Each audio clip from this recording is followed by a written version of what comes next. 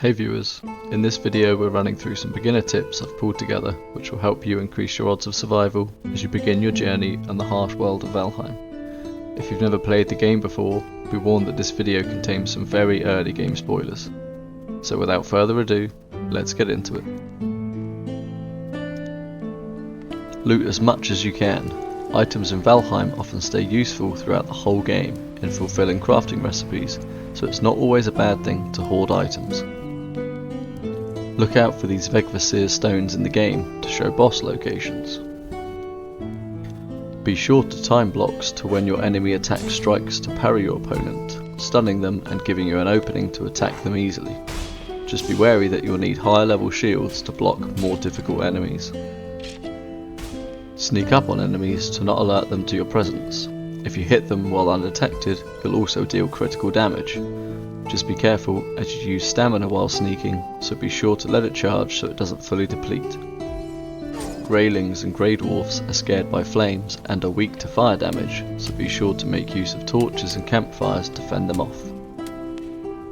Be sure to look out for these little stone shelters in the meadows biome. During the day you'll often find bones here, but you can also find treasure like amber and amber pearls, but be careful, during the night skeletons spawn here.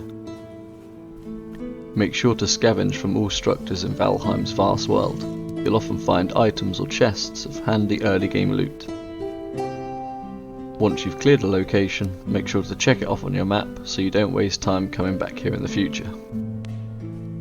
Flint is a very useful and much needed early item in Valheim and is used a lot in recipes throughout the game, but you'll only ever find it near water, so make sure to stock up on it whenever you're on the coast or near a pond.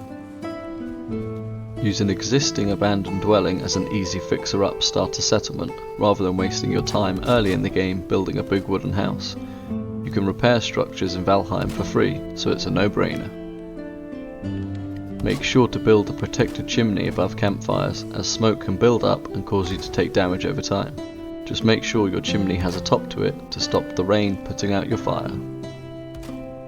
Sleeping to pass the night is both useful to avoid the cold debuff, which reduces stamina and health regeneration at night, and acts as a quick way to score the rested buff for an early start to another day of exploring.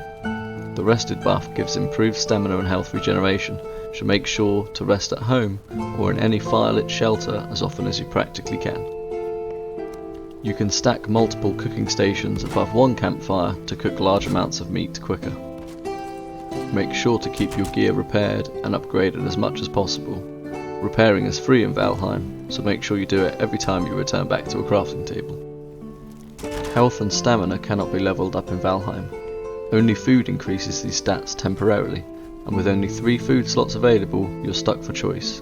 So here's a quick guide to help you choose your meal options. White fork foods provide a balance of health and stamina. Yellow fork foods are stamina focused, and red fork items are health focused. As you progress through the game, you'll find foods that provide better buffs and usually have longer lasting effects. Abandoned villages in the meadows biome offer boar spawns, raspberry farms, and chests of several low level items, making for some quick and easy looting. Be sure to add upgrade items to your crafting tables to unlock new items and allow further upgrades of your current gear to make them stronger.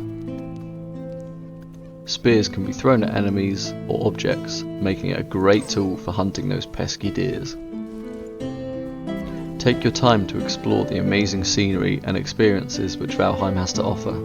There's little stopping you from slowing down your gameplay and really working through each biome before your next Forsaken battle. Be sure to furnish your dwelling with creature comforts to increase your comfort rating and get a longer rested buff. Each level of comfort gives another minute to being rested, with level 1 giving 8 minutes. Use floor tiles to stack boxes above one another. They don't need any space around them in order to access them, so you can save on room in your buildings. If you come across a beehive in an abandoned building, you can destroy it easily by placing a crafting table and breaking the building around it to extract the queen bee and honey. This is also a great way to get loads of wood at the start of the game. After you've acquired some queen bees, be sure to place some beehives near your settlement. Honey is a great high stamina food to use early in the game and is used for recipes as you progress.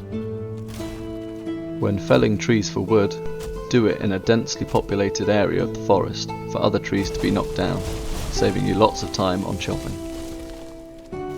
Once you've built up your gear and courage to the point where you want to battle your first Forsaken, just remember that each one has their own items which are required for summoning.